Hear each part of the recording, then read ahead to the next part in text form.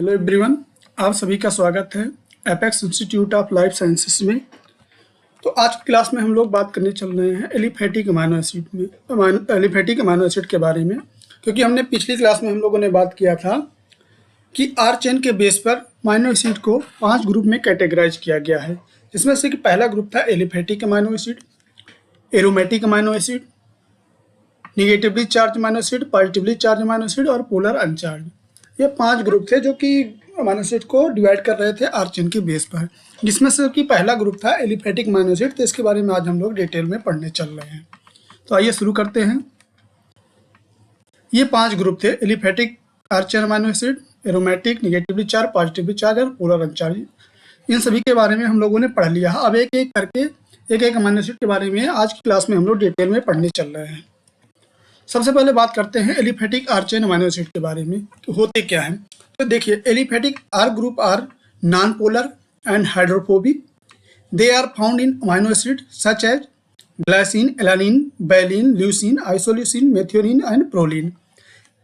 Aliphatic R group में जो भी अमाइनो एसिड पाए जाते हैं वो नॉन पोलर होते हैं, मतलब कि उनका जो इंड होता है वो डिफर करता है, एक इंड से दूसरे इंड डिफर करता है।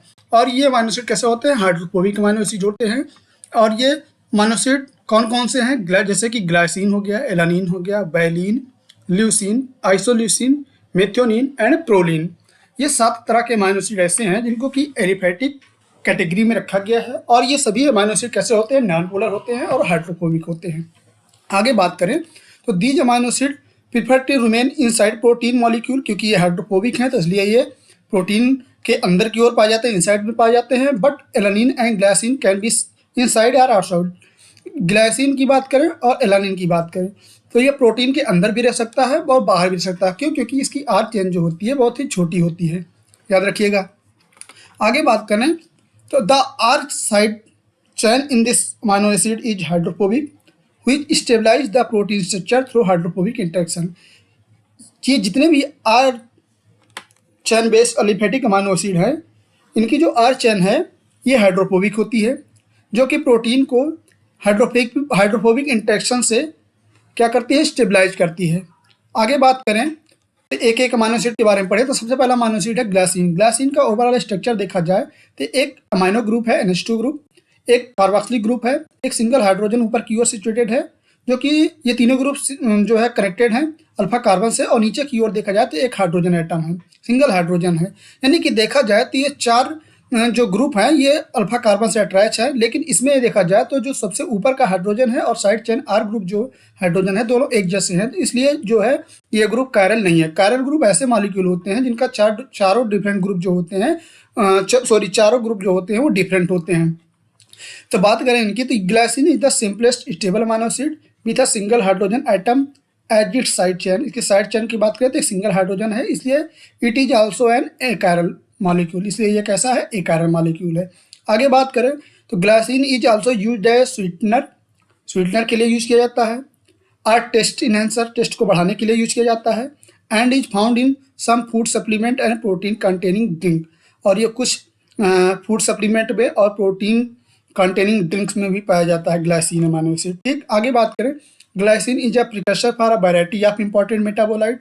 कुछ विभिन्न तरह के जो महत्वपूर्ण मेटाबोलाइट्स होते हैं उनमें भी पाया जाता है, जैसे कि ग्लूटाथियोन हो गया, पोरफायरिन हो गया, प्यूरिन्स, हीम एंड क्रेटिनिन।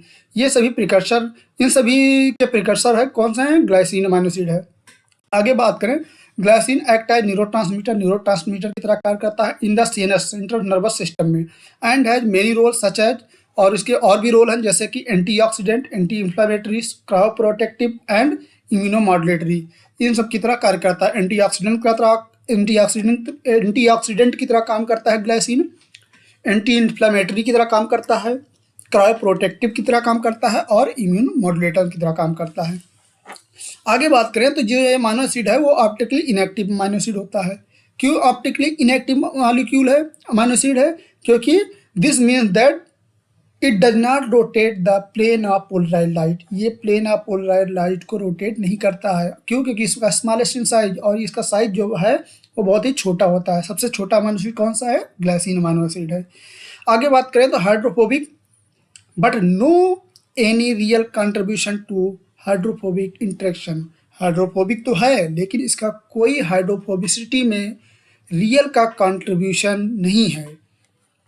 आगे इसका इंपॉर्टेंट जो पॉइंट है वो है does not support alpha helix formation. Alpha helix formation को सपोर्ट नहीं करता है। टू बफर जोन, इसके पास दो बफर जोन होता है।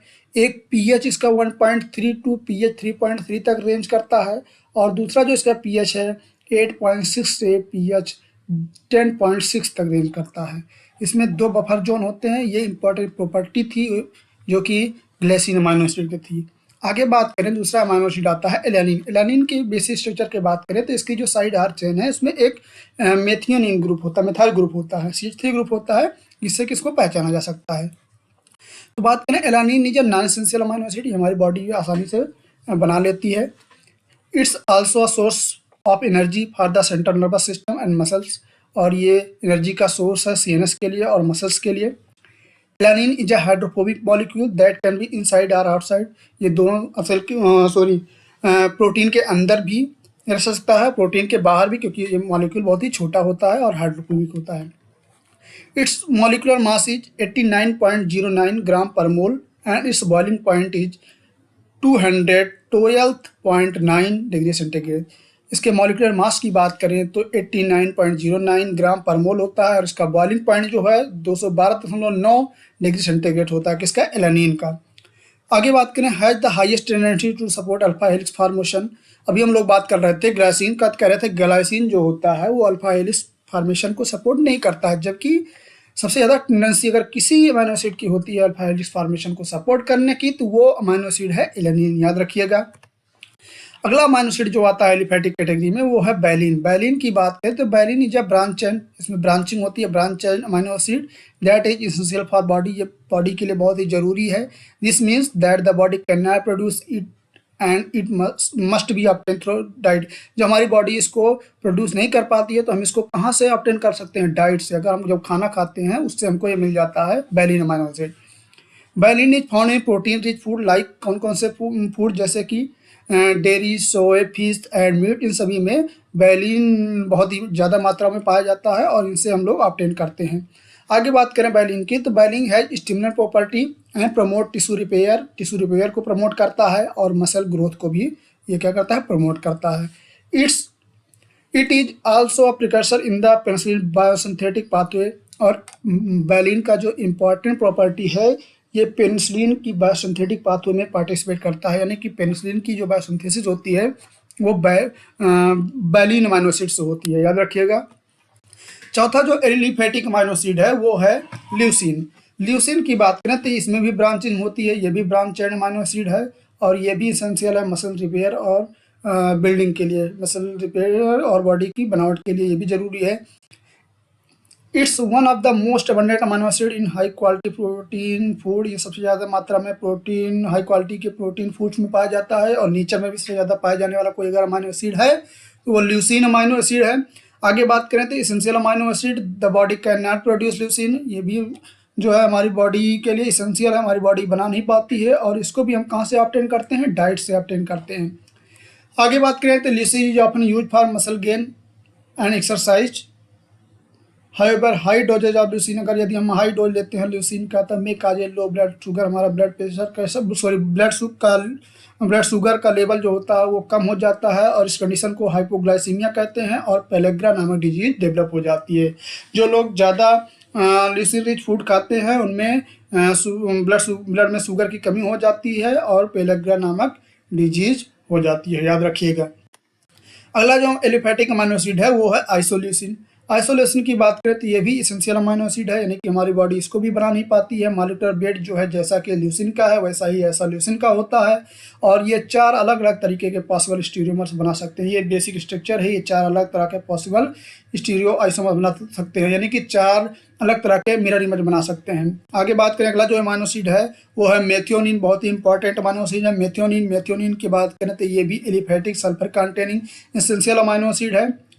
सल्फर पाया जाता है इस अमाइनो एसिड में और ये इसको भी हमारी बॉडी बना नहीं पाती है, इसको भी हमको डाइट से लेना पड़ता है। ये भी एसेंशियल अमाइनो एसिड है। प्रिकर्सर है किसका, सस्टेनाइल कोएंजाइम में होमोसिस्टीन सिस्टीन, क्रेटिनिन और कार्टिनिन, और एक ही बहुत ही plant hormone, famous phyto hormone है एथाइलिन। एथाइलिन के भी बायोसिंथेसिस का ये प्रिकर्सर है। याद रखिएगा, मेथियोनिन के बारे में हम लोगों ने पढ़ा। और इसका भी स्ट्रक्चर देखा जाए तो इसमें 2 CH2 ग्रुप होते हैं और एक सल्फर के साथ मिथाइल ग्रुप अटैच होता है। इस तरीके से बेसिक बनावट होती है मेथियोनिन की। अगला अमीनो एसिड जो है वो है प्रोलीन। बहुत ही इंपॉर्टेंट है, क्वेश्चन आते रहते हैं और लगातार आ रहे हैं। इसकी बात करें तो proline is non essential amino acid, यानी कि हमारी बॉडी आसानी से बना लेती है। प्रोलीन अमीनो एसिड की बात करें तो प्रोलीन अमीनो एसिड को हमारी बॉडी आसानी से जो है सिंथेसाइज करती है। When proline is found in alpha helix, जब प्रोटीन अल्फा हेलिक्स में पाया जाता है तो क्या होता है, देखिए, the helix will have slide bend. जो अल्फा हेलिक्स होता है वो कैसा जाता है, बेंड कर जाता है, झुक जाता है, due to the lack of hydrogen bond, क्योंकि इसमें हाइड्रोजन बॉन्डिंग एब्सेंट होती है। आगे बात करें कंटेंट साइक्लिक स्ट्रक्चर, इसका जो स्ट्रक्चर है वो कैसा है, साइक्लिक स्ट्रक्चर है। R chain rigid and planar, इसकी आर चेन रिजिड और प्लेनर होती है। Rotation in 5 bond is absent, rotation इसके 5 बॉन्ड में एब्सेंट होता है।